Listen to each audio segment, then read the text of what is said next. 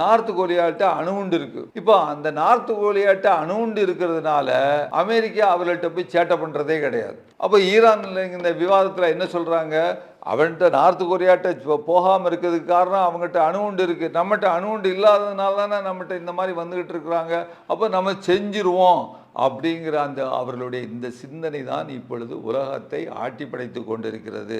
அணு சோதனை இல்லாவிட்டால் நம்ம எல்லோரும் நாம் இப்போது கையில இன்றைக்கு ஒரு வெற்றி அடைந்த ஒரு சூழலில் ஈரான் இருக்கிறது. உலக நாடுகள் எல்லாம் அடிபணிந்து இருக்கின்ற நிலை இருக்கிறது.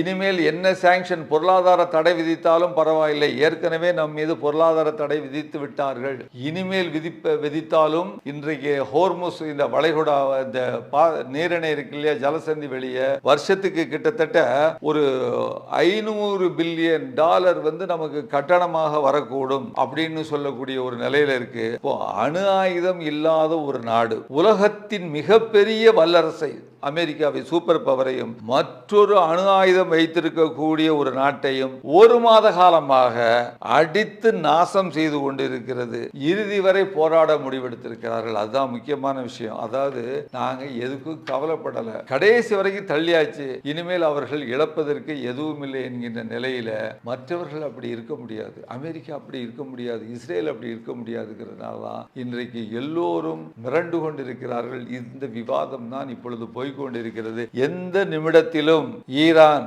அணுவெடிப்பு சோதனை ஏற்படுத்தி தாங்கள் ஒரு அணு ஆயுத நாடு என்று அறிவிப்பதற்கான அனைத்து சாத்தியங்களும் இருக்கின்றன.